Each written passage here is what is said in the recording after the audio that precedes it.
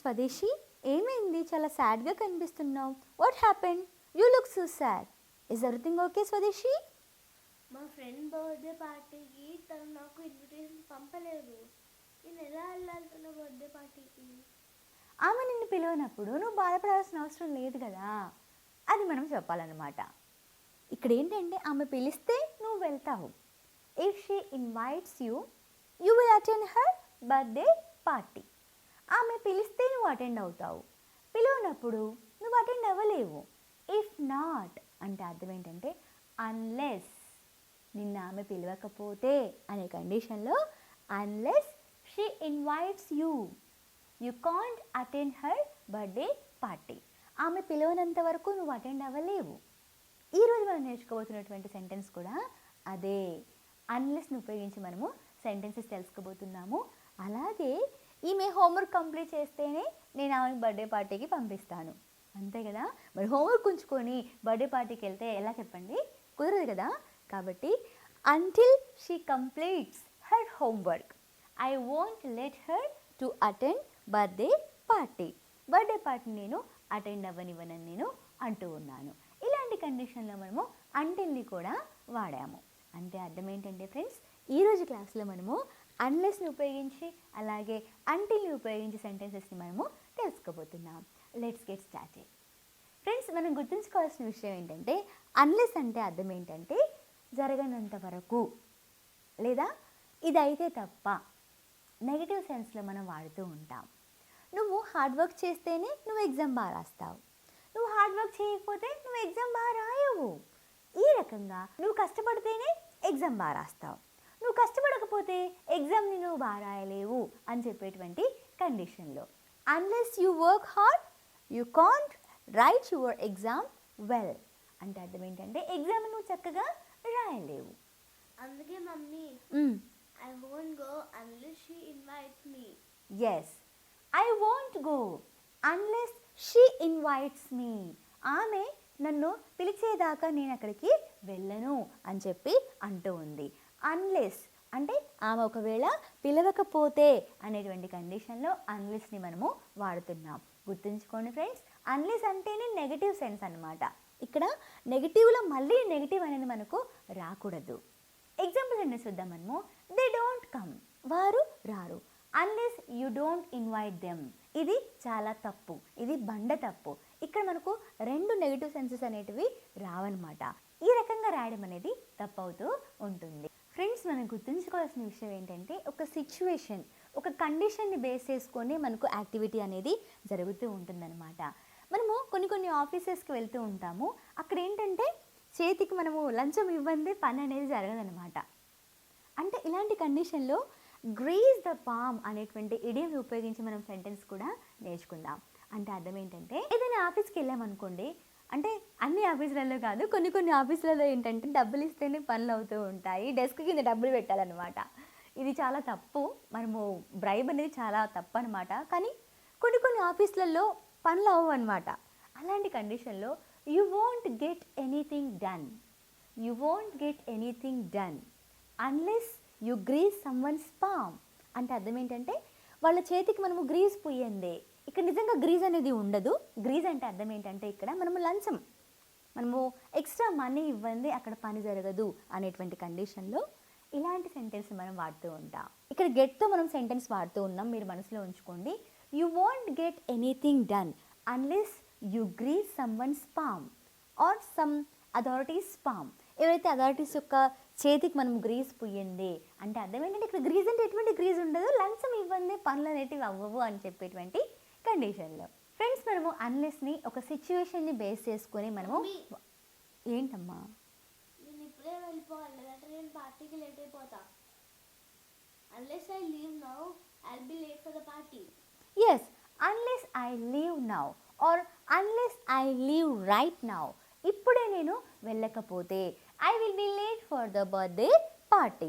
Birthday పార్టీకి late అవుతా అని చెప్పి తను అంటూ ఉంది. But you have to wait till your brother's arrival. మీ తమ్ముడు వచ్చేదాకా లేదా మీ అన్నయ్య వచ్చేదాకా నువ్వు వెయిట్ చేయాలి. You have to wait until your brother arrives.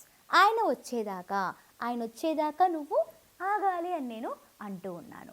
ఇక్కడ చూడండి, ఆయన వచ్చేదాకా, టైం టైం ఆయన వచ్చేదాకా. ఆయన రావడానికి టైం పట్టొచ్చు, అరగంట పట్టొచ్చు, గంట పట్టొచ్చు, 3 గంటలు పట్టొచ్చు. ఇలా ఆయన వచ్చేదాకా ఆ పని అవ్వద్దు అని చెప్పి నేను టైం చెప్తున్నాను. ఇలా టైం చెప్పినప్పుడు మనం అంటిల్ని వాడుతూ ఉంటాం. లేదా మన వీడియో కంప్లీట్ అయ్యేదాకా కూడా నువ్వు వెళ్ళొద్దు బర్త్డే పార్టీకి అని నేను అన్నా అనుకోండి, you have to wait here until our video completes. మన వీడియో కంప్లీట్ అయ్యేదాకా కూడా నువ్వు ఇక్కడే ఉండాలి అని నేను అంటూ ఉన్నాను. Yeah, until our video ends. మన వీడియో ఎండ్ అయ్యేదాకా కూడా నువ్వు ఇక్కడే ఉండాలని చెప్పేటువంటి కండిషన్లో అంటిల్ని వాడుతున్నాను. ఒక్కటి ఫ్రెండ్స్, అంటిల్ అంటే అర్థం ఏంటంటే టైం అన్నమాట. టైం హారిజన్ని మనం బేస్ చేసుకొని అంటిల్ని వాడతాం.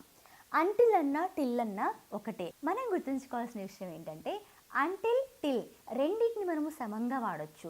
గుర్తుంచుకోవాల్సిన విషయం ఒక్కటే, అంటిల్ అంటే అర్థం ఏంటంటే ఫార్మల్ వేలో వాడుతూ ఉంటాం. ఎవరికైనా లెటర్స్ రాయాలన్నా, అధికారులతో మాట్లాడుతున్నా, లేదా స్పీచ్ ఇస్తున్నా, లేదా మీరైనా ఎలక్ట్రిషియన్ కాంపిటీషన్లో మాట్లాడుతున్నా, లేదా మీ బాస్కి లెటర్ రాస్తున్నా, ఫార్మల్ వేలో రెస్పెక్టెడ్ మేనర్లో మనం అంటిల్ని వాడాలి.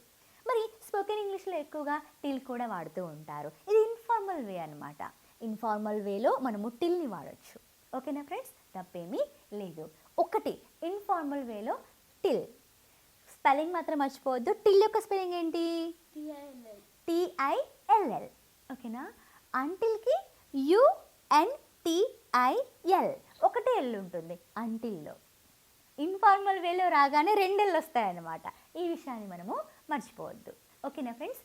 మమ్మీ, నేను బర్త్డే పార్టీకి వెళ్ళలేను, ఎందుకంటే నేను బర్త్డే పార్టీకి అప్పుడే ఎలా అవుతాను, ఎప్పుడైతే మా ఫ్రెండ్స్ లాగా సేమ్ కలర్ డ్రెస్ వేసుకొని వెళ్తాను. అంటే మీరు అందరూ కలిసి ఒకే డ్రెస్ వేసుకొని వెళ్దాం అనుకున్నారా మీరందరూ? ఓ, మరి ఇప్పుడు ఎలా మరి దీని ముందు నాకు సెంటెన్స్ చెప్పు ఇంగ్లీష్లో. అన్లెస్ ఉపయోగించి చెప్పాలి. ఇది కండిషన్ కదా. ఇప్పుడు బ్లూ డ్రెస్, రెడ్ డ్రెస్, ఏదో ఒక డ్రెస్ అనమాట. ఆ డ్రెస్ బేస్ చేసుకొని, ఆ సిచ్యువేషన్ బేస్ చేసుకొని, మనం కండిషన్ని బేస్ చేసుకొని సెంటెన్స్ ఫ్రేమ్ చేయాలి.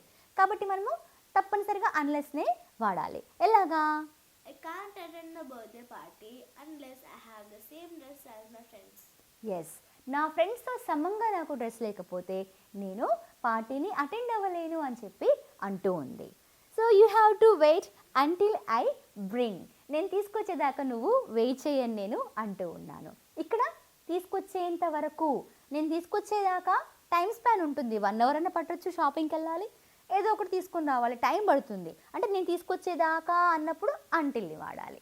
ఓకేనా ఫ్రెండ్స్, ఇలాంటి కండిషన్లో అంటిల్ని వాడుతూ ఉంటాం. మమ్మీ, మా క్లాస్లో ఒక అబ్బాయి ఉంటాడు, ఆయన పార్షియాలిటీ చూపించి ఎవరైతే మంచిగా చదువుతారో టాపర్స్ వాళ్ళకి హెల్ప్ చేస్తాడు, మాకు మాత్రం హెల్ప్ చేయరు. అంటే నువ్వు కూడా బాగానే చదువుతావు కదా, నువ్వు కూడా టాపర్వే కదా. నాకన్నా ఇంకా మంచి మార్క్స్ వచ్చే వాళ్ళకే హెల్ప్ చేస్తాడు, నాకు మాత్రం చేయరు. మరి ఆ కండిషన్ బేస్ చేసుకొని సెంటెన్స్ ఫ్రేమ్ చేయమని నువ్వు. Akshars doesn't help anyone unless it's a class topper.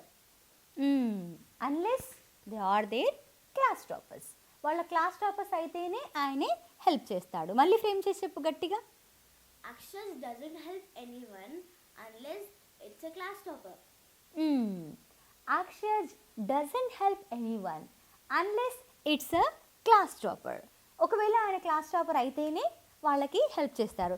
ఇలా కొంతమంది ఉంటూ ఉంటారు కదా, ఎక్కడికైనా వెళ్ళామనుకోండి, లేడీస్కి అయితేనే సీట్ ఇస్తూ ఉంటారు కదా. అలాంటి కండిషన్లో ఎలాంటి సెంటెన్స్ ఏం చేస్తాం అన్లెస్ని ఉపయోగించి? మీరు కామెంట్ సెక్షన్లో పెట్టండి. ఈమె హోంవర్క్ కంప్లీట్ చేసేదాకా కూడా నేను వెళ్ళనివ్వను అనమాట. అప్పుడు నేను ఎలా చెప్పాలి? స్వదేశీ, you can't go to the party until you complete your homework అని నేను అన్నాను అనమాట. ఇక్కడ హోంవర్క్ కంప్లీట్ చేసేదాకా అంటే నువ్వు హోంవర్క్ కంప్లీట్ చేయడానికి ఎంతైనా టైం పట్టొచ్చు. ఈ హోంవర్క్ కంప్లీట్ అయ్యేదాకా అని అంటున్నాను చూడండి. అలాంటి కండిషన్లో until you complete your homework అని అంటూ ఉన్నాను. ఇలాంటి కండిషన్లో అంటిల్ నేను వాడాను. కానీ ఈమెమంటుంది? పార్టీకి వెళ్తా అని అంటూ ఉంది. Her intention is to attend the party. Then she is requesting me to join her. ఆమెతోటి రమ్మని చెప్పి అడుగుతూ ఉంది. ఎలా అడుగుతుందో ఇప్పుడు మనము చూద్దాం. నువ్వు నాతో పార్టీకి వస్తావా? English. Mom, will you join me? Will you come to the party with me? Will you come to the party with me or will you join me? నువ్వు నన్ను జాయిన్ అవుతావా అంటే నాతో వస్తావా అని చెప్పి అడుగుతూ ఉంది. అంటే నేను మా మమ్మీ కంబైన్గా గ్రూప్ లా. అప్పుడు నేనేమంటాను, it would be better for us if we take along కుషల్ని కూడా మనతో తీసుకెళ్తే బాగుంటుందని నేను అంటూ ఉన్నాను అనమాట. అయితే ఇలాంటి కండిషన్లో ఈవెన్ వెయిట్ చేయి, నేను వెళ్ళి అడుగొస్తాను కుషల్ని అని చెప్పాలి. ప్లీజ్ హోల్డ్ యువర్ హార్సెస్ అంటే వెయిట్ చేయనమాట, కాసేపు వెయిట్ చేయి. మనం నేర్చుకున్నాం, ఈ వీడియో నేర్చుకున్నాము, కానీ మొత్తం చాలా డేస్ క్రితం మనం నేర్చుకున్నాము. హోల్డ్ యువర్ హార్సెస్ అనేది ఒక ఈడియం అనమాట. దీనికి అర్థం ఏంటంటే కాసేపు వెయిట్ చెయ్యి అని చెప్పేటువంటి కండిషన్లో, లేదంటే ఏదైనా ఒక డెసిషన్ తీసుకునే ముందు కొంచెం ఆలోచించి నిర్ణయం తీసుకోండి అని చెప్పేటువంటి కండిషన్లో హోల్డ్ యువర్ హార్సెస్ అనేటువంటి ఈడియం మనము వాడుతూ ఉంటాం. స్వదేశీ, hold your horses. I will go and ask your brother whether he will come or not. ఆయన వస్తాడో లేదో నేను అడగడానికి వెళ్తున్నానని చెప్పి అంటూ ఉన్నానమాట. ప్లీజ్ స్వదేశీ, నువ్వు ఆగు. Hold your horses. I will go and ask your brother whether he will join us or not. Join us అని కూడా అనొచ్చండి, అంటే వస్తాడా లేదా. జాయిన్ విత్ ఎప్పుడు కూడా రాకూడదు. Join us or join her, join me, ఈ రకంగా మనం వాడుతూ ఉండాలి, కానీ join with me, join with her అని మనము వాడకూడదు. ఓకేనా ఫ్రెండ్స్, ఇప్పుడు వెళ్ళి నేను కుషల్ని అడుగుతాను అనమాట. కుషల్ చెప్పేశాడు నేను రానని చెప్పడం జరిగింది. అని కుషల్ రాడంట అని చెప్పినప్పుడు ఎలా చెప్తాము, ట్రై చేయి. My brother doesn't want to come along. My brother doesn't want to come along. మన అన్నయ్య నాతోటి రావాలని ఆర్ మనతోటి రావాలని అనుకోవడం లేదు. That means he doesn't want to come along, రావాలని అనుకోవట్లేదు. ఫ్రెండ్స్, కుషల్ అయితే రానని చెప్పాడు పార్టీకి. అయితే ఈమె ఇంకా హోంవర్క్ రాస్తూనే ఉంది, అక్కడేమో బర్త్డే పార్టీ జరిగిపోతూ ఉంది. It's getting late for the birthday party స్వదేశీ. Still you are writing your homework. You know one thing, until and unless you complete your homework, I will not let you to go to the party. Friends, Kushal అయితే birthday పార్టీకి రానని చెప్పాడు, ఇంకా late అవుతూనే ఉంది. Still she is writing her homework, అంటే ఆమె ఇంకా హోంవర్క్ రాస్తూనే ఉంది. స్టిల్ అంటే అర్థం ఏంటంటే ఇంకను, పని అనేది ఇంకను జరుగుతూ ఉందని నేను అంటూ ఉన్నాను అనమాట. మరి ఈమె హోంవర్క్ పూర్తి చేయనంత వరకు నేను ఆమెను తీసుకెళ్ళను, లేదా ఈమె హోంవర్క్ పూర్తి చేయనంత వరకు ఆమెకు నేను చాక్లెట్స్ ఇవ్వను అని చెప్పేటువంటి కండిషన్లో ఇక్కడ మనము రెండు విధాలుగా చెప్పొచ్చు ఈ సెంటెన్స్ని. చూడండి, నువ్వు హోంవర్క్ పూర్తి చేయనంత వరకు అన్నప్పుడు అటు చూడండి, నువ్వు హోంవర్క్ పూర్తి చేయనంత వరకు అని అన్నప్పుడు నువ్వు హోంవర్క్ పూర్తి చేయడానికి 1 hour 2 hours ఎంతైనా పట్టొచ్చు. అలాంటి కండిషన్లో అంటిల్ని వాడతాం. నువ్వు ఒకవేళ హోంవర్క్ పూర్తి చేయకపోతే నేను తీసుకెళ్ళను, లేదా నువ్వు హోంవర్క్ పూర్తి చేయకపోతే నేను నీకు చాక్లెట్స్ ఇవ్వను. Unless you finish your homework I will not give you chocolates. నేను నీకు చాక్లెట్స్ ఇవ్వను. ఇక్కడ మీరు సిచ్యువేషన్, కండిషన్ గురించి మీరు స్ట్రెస్ చేసి చెప్తున్నప్పుడు, కండిషన్ కాంటెక్స్ట్లో చెప్తున్నప్పుడు అన్లెస్ని వాడాలి. ఓకేనా? లేదా మీరు హోంవర్క్ పూర్తి చేయనంత వరకు అన్నప్పుడు ఏం వాడాలి? అంటిల్ని వాడాలి. ఏం వాడాలి? అంటిల్ని వాడాలి. అన్లెస్ని అంటిల్ని కూడా మనము కలిపి చెప్పొచ్చు. ఎప్పుడు చెప్పొచ్చు అంటే ఆ టైము, ఆ కండిషన్ రెండు కూడా అప్లికబుల్ కావాలన్నమాట. ఇప్పుడు ఈ కండిషన్లో అప్లికబుల్ అయ్యాయి. ఏ కండిషను? నువ్వు హోంవర్క్ చేయనంత వరకు అని చెప్పినప్పుడు. నువ్వు హోంవర్క్ చేయనంత వరకు అంటే అర్థం ఏంటంటే నువ్వు ఒకవేళ చేయకపోతే అదేవిధంగా నువ్వు చేయనంత వరకు. ఇలాంటి కండిషన్లో అంటిల్ అండ్ అన్లెస్ని రెండింటిని కలిపి కూడా మనము సెంటెన్స్ని ఫ్రేమ్ చేయొచ్చు.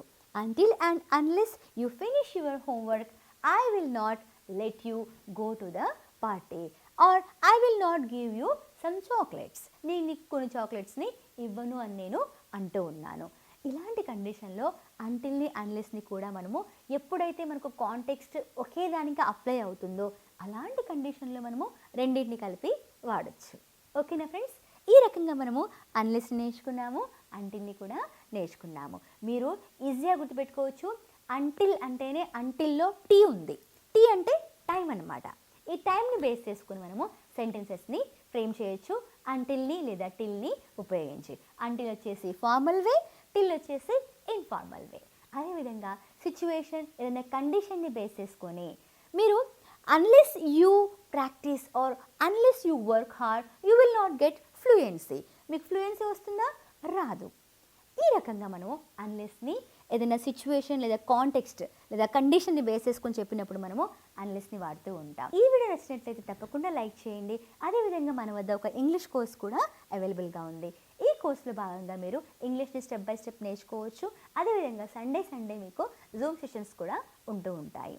అదేవిధంగా ఎవరైతే ఈ కోర్సులో జాయిన్ అవ్వాలనుకుంటున్నారో ఇక్కడ స్క్రోల్ అవుతున్నటువంటి నెంబర్కి మీరు కాల్ చేసి డీటెయిల్స్ అన్నీ కూడా కనుక్కోవచ్చు. ప్రతి డీటెయిల్ కూడా డిస్క్రిప్షన్ బాక్స్లో ఉంది, అలాగే కామెంట్ బాక్స్లో కూడా పిన్ చేసి ఉందన్నమాట.